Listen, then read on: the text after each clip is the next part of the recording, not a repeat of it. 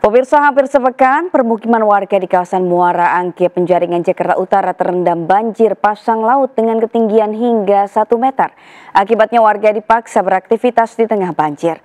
Banyak pula warga terserang penyakit.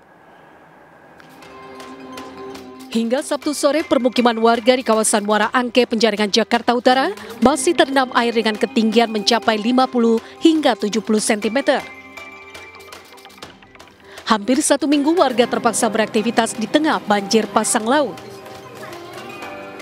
Hal tersebut membuat warga baik anak-anak hingga orang dewasa mengeluhkan penyakit gatal-gatal, diare, hingga demam lantaran lamanya air yang merendam kawasan mereka tinggal. Tak hanya itu, banyak warga yang menutup usaha rumahan mereka karena air rob. Gatalnya uji bila mendalik gatal ini baru air got ini. Ke depan mungkin lah, udah capek saja mungkin turun lah air lah pada 1 hari 2 harian. Kalau dari awal tanggul, kalau mungkin tanggul jalanan. Wah udah hancur aja diambilin orang. Lihat, dibobolin, kali dimajuin rumah. Pengennya minta diperbaikin lagi Pak ya? Perbaikin lagi dari awal, kesian warga kalau begini nih nggak bisa usaha. Warga berharap pemerintah dapat memperbaiki dan meninggikan tanggul penahan air laut yang semakin hari semakin rusak. Dari Jakarta, Sofyan Firdaus, iNews melaporkan. Banjirop juga terjadi di beberapa daerah pesisir. Sudah sepekan ini banjirop merendam pesisir utara Kabupaten Bekasi, Jawa Barat. Banjirop juga merendam pesisir kota Pangkal Pinang, Bangka Belitung.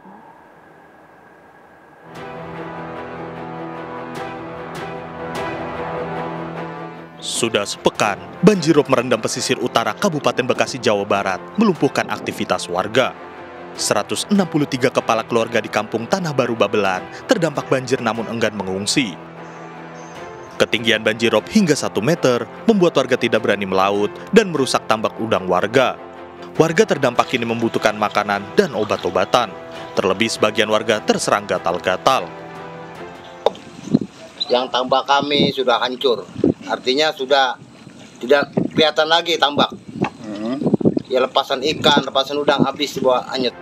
Banjirop juga merendam pesisir kota Pangkal Pinang, Bangka Belitung, menggenangi puluhan rumah warga. Banjirop terjadi setiap tahun di bulan Desember dan diwaspadai warga jika hujan lebat karena akan menambah ketinggian air. Tim kontributor iNews melaporkan. Sopir taksi online yang menjadi saksi kunci kasus dugaan pembunuhan dan pencurian oleh oknum anggota polisi di Palangkaraya, Kalimantan Tengah justru ditetapkan sebagai tersangka. Dalam rapat Komisi 3 DPR RI bersama Kapolda Kalimantan Tengah, terungkap Brigadir Anton Kurniawan dalam keadaan positif sabu saat membunuh dan mencuri.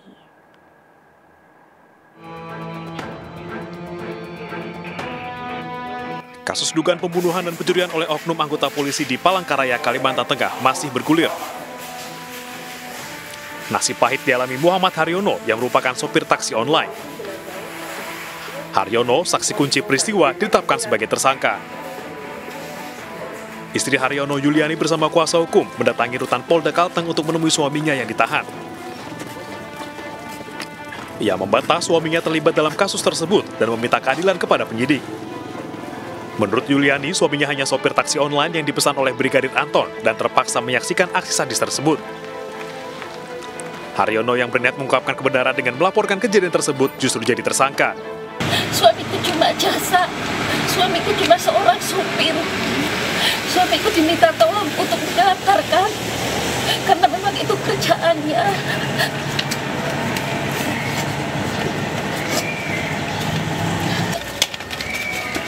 Terpukul, Mas.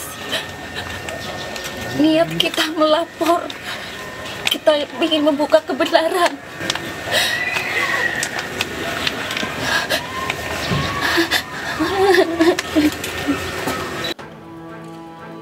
Dalam rapat Komisi 3 DPR RI bersama Kapolda Kalimantan Tengah, terungkap Brigadir Anton Kurniawan dalam keadaan positif sabu saat membunuh dan mencuri. Anton bahkan menembak korban berinisial BA sebanyak 2 kali di dalam mobil sebelum akhirnya dibuang. Anggota Komisi 3 DPR RI Hinca Panjaitan menduga Brigadir Anton melakukan hal tersebut untuk membeli sabu. Di sisi lain, Kapolda Kalimantan Tengah meminta maaf atas kejadian ini. Pada saat ini, kesempatan ini juga saya pergunakan, saya untuk menyampaikan turut berduka cita atau bersimpati kepada keluarga korban akibat dari peristiwa pidana yang terjadi. Kemudian kesempatan ini juga saya pergunakan permohonan maaf saya sebagai Kapolda terhadap masyarakat semua dan juga yang berkaitan dengan peristiwa ini. Tapi kalau ini difilmkan, ini luar biasa sadisnya ini orang. Untuk tujuan tertentu dia membunuh, nggak setimpal lah antara yang dilakukannya itu untuk diambil. Dugaan saya, minta maaf ini kalau ini namanya dugaan, yang harus dibuktikan. Mungkin dia butuh uang untuk sabu itu. Jadi dia dikejar-kejar pengaruh sabu itu, mengambil uang apa saja dengan menggunakan kekuasaannya. Kasus bermula dari penemuan mayat tanpa identitas di sebuah kebun sawit di Katingan, Kalimantan Tengah, 6 Desember lalu. Hasil penyelidikan, mayat tersebut diduga menjadi korban pembunuhan dan pencurian oleh oknum anggota Polda Kalteng, Brigadir Anton. Polisi telah menetapkan 2 tersangka, Brigadir Anton dan sopir taksi online Haryono. Atas peristiwa ini, Brigadir Anton telah diberhentikan secara tidak hormat. Tim Liputan iNews melaporkan. Jelang penahanan Agus difabel, tim Komisi Disabilitas Kejati NTB dan penyidik Polda NTB meninjau kesiapan lapas kelas 2A Lombok Barat. Tinjauan itu untuk melihat ruang tahanan khusus yang telah dimodifikasi untuk ditempati Agus difabel.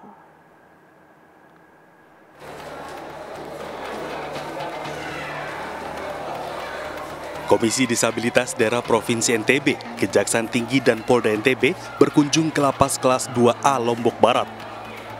Kunjungan itu untuk memastikan kesiapan fasilitas dan ruang tahanan khusus untuk Agus difabel alias Iwas. Pihak lapas telah siap untuk mendukung sarana khusus yang dibutuhkan oleh Agus difabel. Pihak lapas sudah siap, sudah ada minimal sarana prasarana yang aksesibel untuk yang bersangkutan, termasuk ada ketersediaan nanti yang namanya tamping. Lapas Lombok Barat juga telah menyiapkan ruangan khusus untuk Agus yang berbeda dengan ruangan tahanan lain. Nantinya pihak lapas juga akan memodifikasi ruangan sesuai kebutuhan Agus difabel, termasuk menyediakan kloset duduk. Nah, nanti sambil berjalan nanti karena fasilitas yang ada kloset duduk, nanti kalau memang yang bersangkutan tidak bisa menggunakan kloset itu, nanti kita juga akan memfasilitasi kebutuhan dia apabila dia membutuhkan misalnya modifikasi. Polda NTB dan Kejati NTB dalam waktu dekat akan melimpahkan kasus ke pengadilan. Dari Lombok Barat, NTB, Muzakir, iNews melaporkan. Penetapan Agus Buntung sebagai tersangka pemerkosaan tuai sorotan. Meski tidak punya tangan, Agus dinilai tetap bisa memperkosa korban dengan mengancam dan melakukan intimidasi.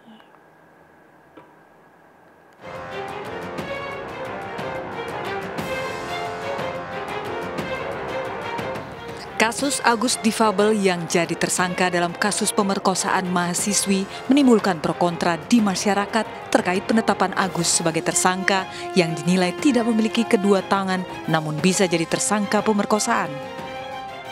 Meski demikian, polisi telah mengantongi alat bukti yang membuktikan Agus sebagai tersangka pemerkosaan. Ia diduga mengancam korban akan membongkar aib masa lalu korban kepada orang tuanya, sehingga korban terpaksa menuruti keinginan Agus. Kronologi yang terjadi kepada korban itu ada ancaman, intimidasi, tipu muslihat, dan manipulasi yang diberikan kepada korban oleh pelaku.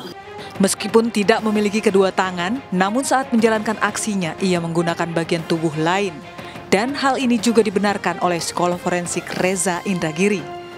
Kasus di NTB ini sudah barang tentu harus diinvestigasi oleh polisi ya.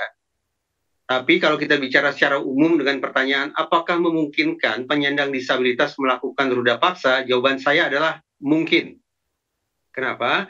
Karena barangkali sebagian kalangan yang menganggap bahwa itu tidak mungkin, itu lebih dikarenakan mereka berimajinasi tentang adegan pemerkosaan. Ada tangan pelaku yang mencengkram tangan korban, dan aktivitas-aktivitas fisik yang sifatnya intimidatif lainnya terhadap korban. Padahal esensi kekerasan seksual, khususnya esensi ruda paksa, bukan pada aktivitas fisiknya, tapi justru bermula dari adanya siasat psikologis yang dilancarkan oleh pelaku terhadap korbannya. Sementara pemilik homestay lokasi Agus difabel melakukan aksinya angkat bicara. Ia mengatakan Agus hampir setiap hari mampir ke penginapan miliknya. Tak hanya itu, Agus juga sering datang bersama wanita yang berbeda ke tempat miliknya. Saya sudah speak up juga, pada dasarnya iya si Agus memang sering datang ke sini orangnya, hampir setiap hari gitu. Memang sering Agus ini ya, tapi bukan langganan bukan ya? Kalau langganan sih enggak, dia banyak tempat, bukan di sini aja. Cuman pas kejadian kan di sini. Dia ke sini tuh sama cewek atau? Berbeda.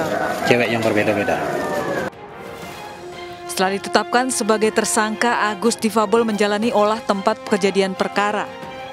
Rekonstruksi dilakukan di tempat kejadian perkara berbeda, diawali dari Taman Udayana yang menjadi tempat awal pertemuan Agus dengan korbannya. Polisi menyebut sebanyak 49 adegan diperagakan Agus dalam rekonstruksi ini. Dalam rekonstruksi terungkap ada perbedaan keterangan yang diberikan antara pelapor dengan tersangka, sehingga adegan berkembang menjadi 49 dari sebelumnya hanya 28 adegan yang tertuang dalam berita acara pidana. Hingga kini jumlah korban pelecehan seksual Agus difabel bertambah menjadi 15 orang, di mana 2 korban dinyatakan masih di bawah umur. Dari keseluruhan jumlah korban tersebut, 4 diantaranya sudah diambil keterangan oleh polisi. 11 itu adalah yang lapor ke KDD, itu totalnya tambah 2 jadi 15. Nah dari 15 itu 7 sudah dilakukan pemeriksaan di kepolisian.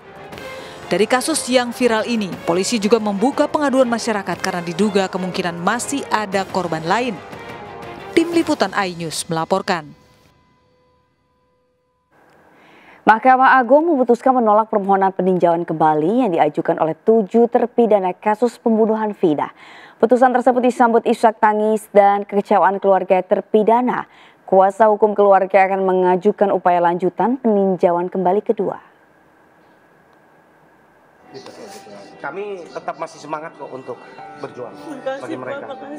Ya, langkah hukum masih terbuka. Kita akan lihat langkah hukum apa yang bisa kita lakukan. Keadilan pada saat akan muncul. Percaya. Ya, semua ada hikmahnya, lambat atau cepat. Keadilan pasti akan muncul. Yakin. Ya, nanti kami habis ini kami akan ke lapas. Ya, kami sudah maksimal berjuang. Keluarga terpidana tak bisa menyembunyikan kesedihan setelah Mahkamah Agung menolak peninjauan kembali kasus pembunuhan Vina dan Eki. Seperti disampaikan, silakan saja. Tapi saya mau sampaikan, memang ini cukup aneh yang patut kami bertanya. Keluarga mengaku sangat kecewa karena seluruh bukti sudah dihadirkan dalam sidang PK, namun permohonan itu tetap ditolak Mahkamah Agung. Tolong kakinya. Angkat kakinya. Ayo ke dalam. Tidak hanya keluarga, kuasa hukum terpidana pun syok. Ia pun sempat tak sadarkan diri usai mendengarkan keputusan MA. Keluarga hanya bisa tabah dan menyerahkan upaya selanjutnya pada tim kuasa hukum. Kecewa iya. Tapi kita serahkan kepada pengacara saja. Mereka tidak menyerah. Keluarga sangat meyakini ya Bu ya, mereka tidak bersalah. Sangat yakin, karena memang mereka tidak bersalah.